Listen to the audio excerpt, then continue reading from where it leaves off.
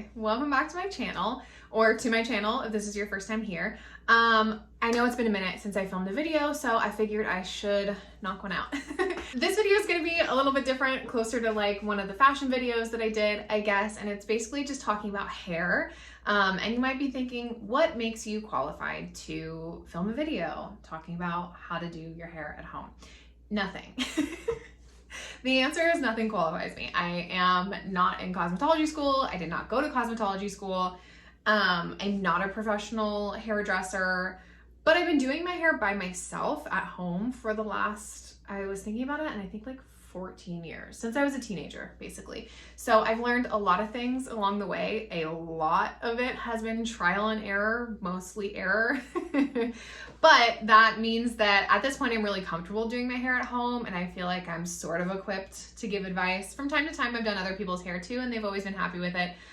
So I figured I could just give you some like very basic tips if you're thinking about doing your hair at home. I know that there's probably a lot of people out there that like want certain hairstyles or like certain hair colors and things like that, that maybe can't afford it because it is so expensive. And that's the whole reason why I started doing it. I dyed my own hair for the first time when I was like 18, and it was just because I wanted a different color and I couldn't afford to go get my hair done. And a lot of times that's still the case for me. At this point, I'm comfortable with how it's going to turn out because how I've done my hair always ends up being closer to what I'm looking for than the times that I've gotten it done. And I know there's so much talk about that right now, people hating on the hairstylist and all of this stuff. I'm not doing that. I'm not going to do that. I have had pretty much every hair color in the book except for like fashion colors, vibrant colors. I've never done anything like that, but I'll put some pictures here. There's a lot of pictures I actually don't have of other hair colors that I've had, but I've had like an ombre situation. I have had red hair. I've had auburn hair. I have had blonde hair. I have had very dark brown. I've had black hair. I've just pretty much done it all. So, yeah, I'm going to tell you everything that I have kind of learned or taught myself over the last 14 years of doing my hair at home. And I hope that all the like advice that I have helps. Starting like very foundational, the first thing I'm going to mention is very basic color theory and the color wheel. So if you look at a color wheel, something like this, and you see how like, and I don't know where it's going to be on the wheel that I'm going to put here, up here somewhere, but you see that like yellow is across from purple. Orange is across from blue. So that's something that you need to sort of be aware of when you're using hair color, because like if you've ever wondered why people use a purple shampoo when they're blonde, it's because they're trying to tone out the yellow that's in their hair. They're trying to neutralize the yellow. So take a look at a color wheel, kind of consider what color is across from what color. To give an example, if somebody has green hair and they go, oh, I want to be bright red. If you take green hair color and then just put a bright red hair color on top of that green, you're going to end up with like a muddy brown, basically. It's not going to just turn your hair red from previously having green. So you need to kind of understand basic color theory. The next thing that I think is important to know is to just have a very basic understanding of natural pigment. What pigments lie underneath hair color. So if we're talking about hair color as it's formulated in stores, as you're going to buy it from say like level 1 to level 10. Level 1 is going to be black, basically. Black, as dark as you can go. 2 is going to be very, very, very dark brown, basically black. 3, dark brown. 4, still brown. 5, still brown. 6, you're getting into dark blonde. It's really like a light brown, depending on the brand that you're using, but usually. 7, okay, now we're getting more into blonde. 8 is usually like depending on what you're going for, but a lot of times like a golden, natural kind of a blonde is like a level 8. 9, you're blonde. 10, you're super blonde. You can basically be platinum at that point, right? So that's kind of how the scale goes. 1 is the darkest, 10 is the lightest that you can do. So if you're saying over here at like a level 1, your hair is black, your natural pigment underneath is going to be red. So a lot of people get their hair done or have their hair dyed, bleached and lifted, and it lifts to red or it lifts to orange, and they're like, oh, I always pool so warm.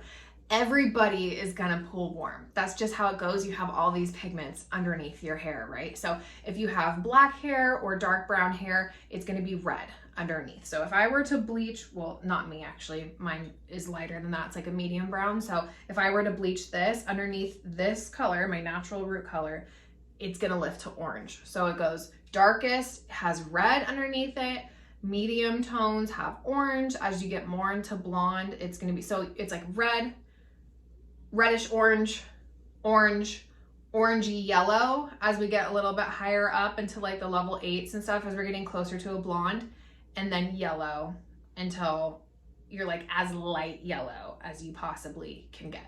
So if you have dark hair, say you have black hair, and you want like a nice medium brown, you're gonna have to use the bleach to lift your hair from red, orange, orange, and you're gonna wanna be at that orange level before you can put the medium brown over what you bleached in order to get the color that you want. It's the same thing with blonde. If you wanna be a super, super light blonde, you're gonna need to bleach your hair until it looks like a light yellow to then tone it, and then you can be platinum. It's kind of why like a lot of times you see people that have really dark hair and then the sunlight hits it and then it looks red. That's why. That's the natural underlying pigment showing through. And that's for natural hair color. That's hair color that's been dyed. That's just the pigment that's underneath your natural hair color. So those two things, basic color theory, and then what your underlying pigment is for color is important. And that kind of leads to the next thing I want to say, which is color doesn't lift color. If you're sitting where your natural pigment is red underneath and you have a dark brown, and you go to the store and you go to buy a light brown, say box dye, which we'll get to that in a second, a light brown box dye, and you just put that light brown box dye on top of the dark brown that you have, you're not gonna have light brown hair. You're gonna have probably hot roots, but you're not gonna have light brown hair. There are like sort of exceptions to things like that. If you've never dyed your hair before, then you can get a certain level of lift.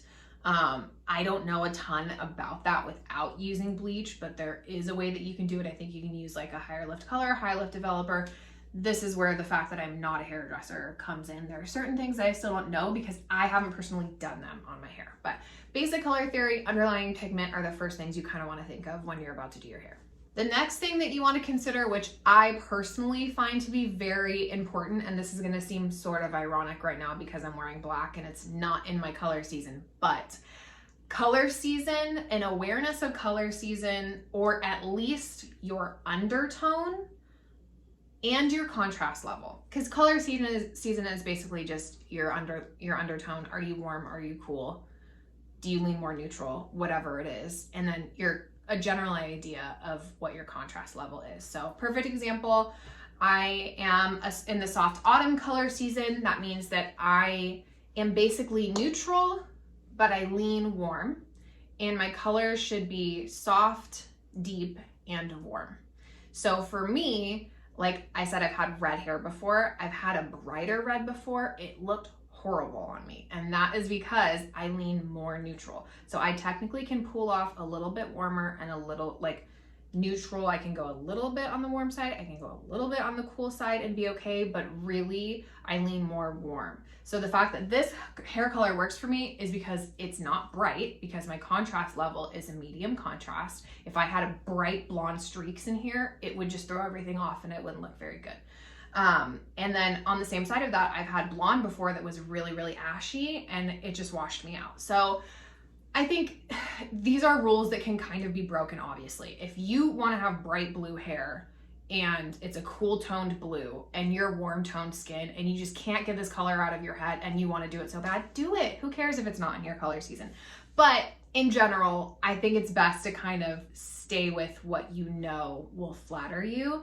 And I would have had a lot less embarrassing photos or embarrassing photos that I deleted if I had followed that rule to begin with. If you don't know what your color season is, I do have a video on like sort of an at-home, it is at-home, how to figure out what your color season is online just using Canva. That really helped me. I found it to be really successful, and I've actually like used it on friends and stuff, and it seems pretty accurate every time. So definitely check that out.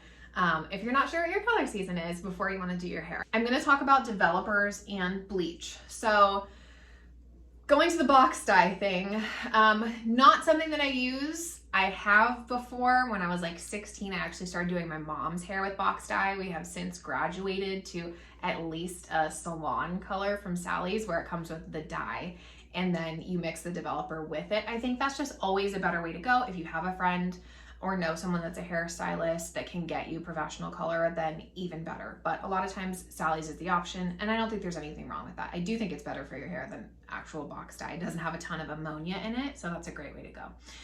So talking about developers, we can just start at a level 10. Level 10 developer is not going to give you any lift. So that is just for depositing color. A lot of times things like a gloss are going to use a level 10 or lower, and a lot of times those are actually conditioning for your hair. So that's something that you're going to do just over your color that you already have now if you want to go a little bit darker, or you can just add a clear gloss to make your hair more shiny, or if you've already bleached the hair and you just want to add color and not damage it, you can use a demi-permanent toner, gloss, whatever it is, and just use a level 10 developer, and that's all that you need.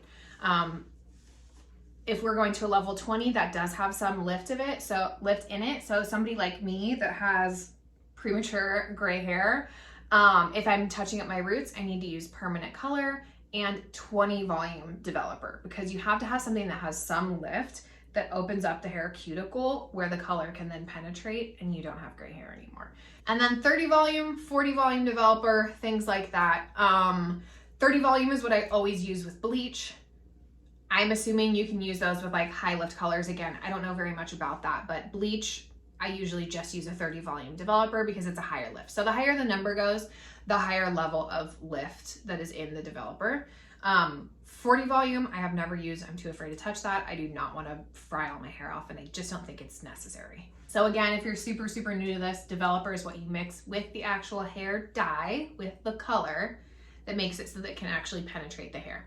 If you're doing a gloss, you're using a 10 volume, that's basically what you're doing. You're just staining the top of the hair. It's not getting into anything underneath to really penetrate and get that color all the way through. You're not opening up the cuticle. You're not using permanent color. It's not causing damage. You're just staining what's already there. Okay, let's talk about bleach. I have bleached my hair a lot over the years. If you've seen any of my hair color videos, you'll see that I have bleached my hair a lot over the last few months. And I keep saying that I'm not going to do it, but then I keep doing it.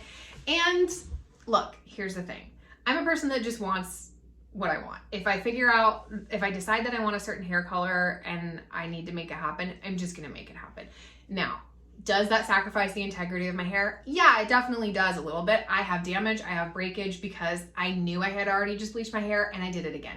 That's a risk that I was willing to take, and that actually is part of what I wanted to say in this video, is that that's a risk that you are taking if you decide to do your hair at home. Hairstylists have very specific training. They kind of have a better idea of, different hair types, what's going to cause more damage, how far you can push the hair, all of that stuff. I personally am not that worried about it, obviously, but if you're doing your hair at home, just know it might not come out perfect. You might be adding some damage.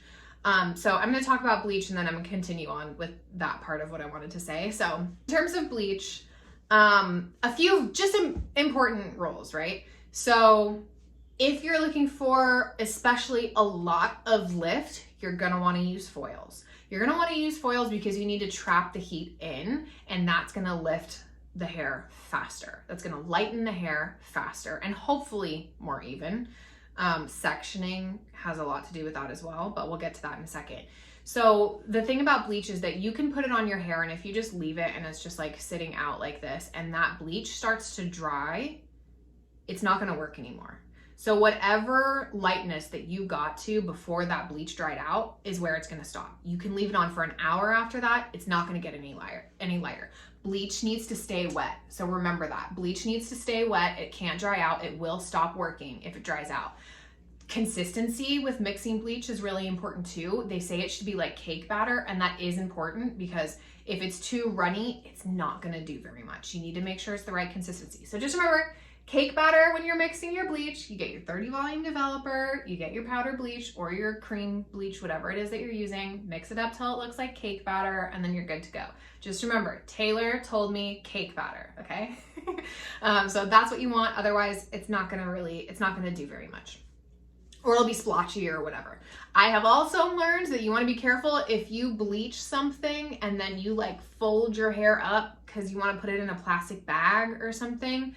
Be careful of the position that you put your hair, because this area that's sitting on top of the other piece of hair is gonna be hotter and it's gonna lighten differently. So what's gonna happen is you're gonna let the hair down and you're gonna have a big yellow spot right here and everything else is gonna be orange. So you wanna try to make things as even as possible, and that brings me to sectioning. I see this so many times with like YouTube videos and stuff. People don't section their hair and everybody's like, it'll be fine. You really, really, really should. Again, not all rules are meant to be followed. You can break the rules. It doesn't matter. At the end of the day, it's your hair. You don't have to listen to anything that I'm saying, but it's just gonna really make a world of difference, especially if you wanna try to avoid like banding and splotchiness. And like I said, you're doing it at home. I have that stuff because I don't know if you can see right here or not, but like, because I have areas that I missed. Yeah, you can see it right here. Because I have areas that I missed. Section your hair. And honestly, like for me, before I did my hair the last time, I went to the mirror and I went, okay, what do I want to do? So I sectioned out the front piece, and oftentimes it's like you're gonna take this section right here, you're gonna go behind your ear, pull it out. Okay, that's a quarter section, right?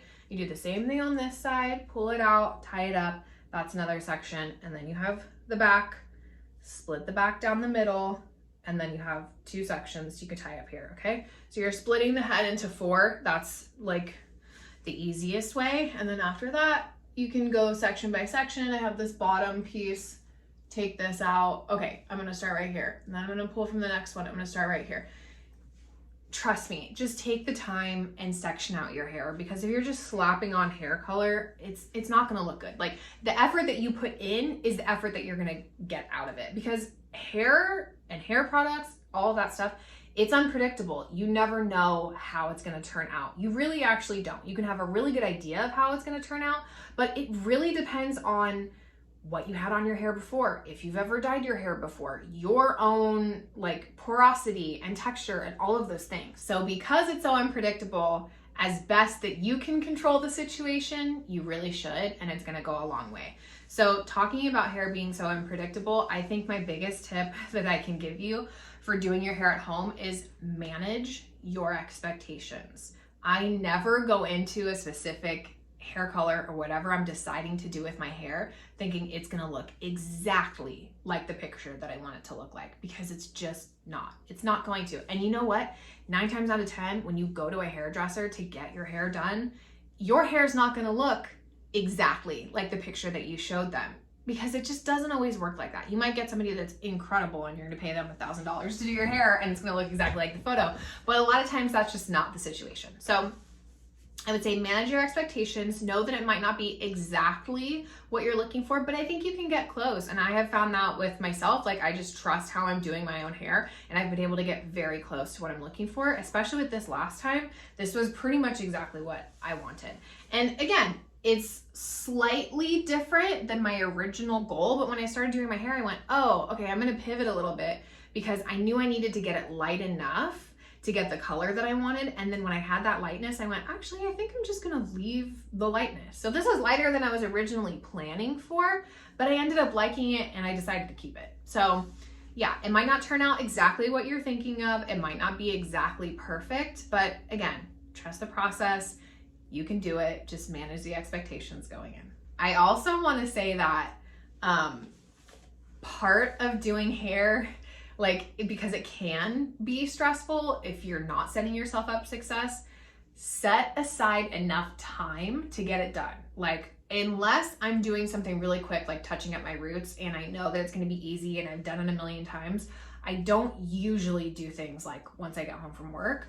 I will usually take a weekend day and I will give myself the whole day, and whatever it's done, because sometimes it takes a long time.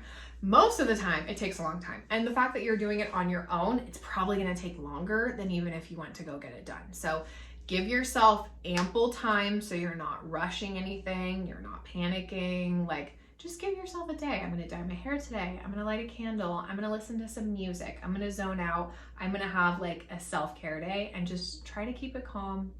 Don't rush anything. If you can have someone help you with the back of your head, even better. But yeah, that's one thing I think is important. Set aside the day to get your hair done. Oh, one thing I forgot I wanted to mention about bleach, really about hair color too, is that your roots process faster. So anything that is like at your root, closer to your scalp, basically is gonna process faster because there's more heat coming off of your head. So a lot of times, like if you see people dyeing like their mids and their ends first and then going to their roots, that's why. You don't wanna have your roots lighter than the rest of your hair. So when I see people, oh my gosh, don't do this, please. If there's one thing that you learn from this video, don't do this. Don't go buy a box color or hair dye or whatever it is and just put it all over your whole head at the same time. Trust me, don't do it, because you're gonna have orange roots, or you're just gonna have a lighter color here and it's gonna be orange here or whatever it is, and then the rest of it is gonna be a darker color. And that, I feel like, is like the #1 sign of like an at-home hair job. You know, so a lot of times you want to do like the mids and the ends, depending on the situation, but a lot of times you want to do the mids and the ends, leave it for 15, 20, however long you're leaving on your whole head, and then put your roots. So like if I were bleaching my whole head, basically, say I wanted to be like, oh, sorry, I kicked the thing. Say I wanted to be like really light blonde. So I'm going to bleach starting, so just not my roots, right? Leave my roots out. So starting from like here, don't start right here, because then you're gonna have a strip of color here and then your roots. Start from like right here where your roots start, and you're gonna go from the mids to the ends, and you're gonna bleach that until that is, say, like an orangey yellow. Once you see that it's orangey yellow, almost on the yellow side, then put your roots on. Start from the back. I always start hair color from the back, because that's obviously going to process faster or be left on the longest. Start from the back, do your roots, leave it on for another like 15 minutes, or when you see that all of this is yellow and this has lifted to yellow, and then wash it out, so that hopefully your whole head is even as you could possibly get it. If you pay attention to natural hair color, a lot of times the roots are darker than the rest of the hair color of the hair, just because like it got hit by the sun, it's faded over time, whatever it is. So a lot of times when I'm doing hair, when I have done my hair in the past, I'll do the roots like a shade darker, because it gives you a little bit more of a natural look, which is another thing that can kind of help you avoid the I did my hair at home look. You know, it makes it look a little bit more natural, a little bit more professional if your roots are a little bit darker than the rest of your hair, unless your goal is to just be all over solid color. But even then, I think it's a safe bet to do it a little bit darker. Just know as it grows out, obviously it'll be a little bit darker, unless you're gonna go back up and lighten that. If you want something that's just easy and low maintenance and you don't have to lift the hair again, you just wanna add color on, then just do one whole color all over your head and call it a day. Okay, so I really only have one other thing to say, and that is do your research. Just with anything else, it's good to set yourself up for success, like I said. So setting yourself up for success in terms of, I mean, if you're here, you're a step in the right direction, honestly, because hopefully I'm giving you some useful information. And honestly, I'm happy to answer any questions if anyone does have questions. Again, not a professional, not a hairstylist, just done a lot of trial and error. So I know a good deal about hair, but I don't know it all. So take what I have to say with a grain of salt, but do your research. Look up online ways to achieve what you want. Look up YouTube videos. YouTube is a wealth of knowledge. You can learn so much here on this platform. You know, if you want a balayage, look up how to do that. Or if you want to go from blonde to dark, look up how to do that. Because there's a process for that too. You can't just shoot from yellow, the underlying pigment that we talked about. Remember, you can't just shoot straight from yellow to black, because you're going to end up with a really hollow looking muddy color. You're going to want to fill that color first. So if you have yellow, you have to take the steps to get down to red, right? So you want to add some of that orange in as like a filler before you get to the darker color. For me personally, because I have gotten my hair done before and I had a lot of warmth added in underneath and I didn't necessarily want that because I wanted something more neutral, I actually think that you can just take a hair color that has a corresponding letter to it that is warm, a warmer toned, whatever your hair color is that you want, and then you'll pretty much be able to fill from that. I don't think you need a ton of orange. Like, you don't need to go buy an orange hair dye and add that in. Just get a hair color that has warmth to it. A lot of times I mix hair colors. When I'm mixing color, I'll do like a level 7 neutral, and then I'll do like a level 7 G that has, you know, gold in it because I want some underlying warmth and gold pigment and all that stuff. So that's the kind of fun part, is you can really make it your own. If you're really not sure, stick with something that has an N next to it because that's neutral or natural, and that in general can suit most people, I personally think. I hope that's helpful. Like I said, do your research, go in with a positive attitude, give yourself the whole day to get it done. And if you decide to do your hair at home based off of this video, please let me know how it goes. Send me pictures. If you ruin your hair, please don't blame me. Like I said, we're managing our expectations. Remember, my hair is absolutely not perfect. I have breakage, like literally, look. Like, what is that? I have a micro bang. I have a little strip of micro bang because this fried off when I bleached it the last time. But I also don't think it's something that you have to be afraid of if you're being careful and you're educating yourself ahead of time. I've actually never had breakage or anything like that happen up till now. This is the first time in my entire life I've ever had that happen. But like, if you're bleaching your hair and you're worried about the integrity of your hair, open up one of your foils and just kind of tug on the bottom. And if it seems like mushy and like it's expanding, wash it out because your hair is gonna fall off. You know, if it feels fine and it feels like it's holding up, the integrity of your hair is good, then you can push it a little bit farther. But yeah, I hope that this video was somewhat helpful and educational. I don't know what the next video is going to be. It might be something like food or cooking related or holiday related or fashion. I know I need to get back to the fashion stuff because I haven't posted any like outfit videos at all. I will at some point. I don't know. I'm really not sure, but I know this was a long video and a very wordy video. If you stuck around to the very end, thank you so much for watching. I really appreciate it. Let me know how your own at-home hair journey goes. Anyway, I have a tendency to babble, so I'm gonna just cut this video now so I'm not continuing to ramble because I know it was already long enough. So thank you so much for watching, and I will see you in the next one. Bye.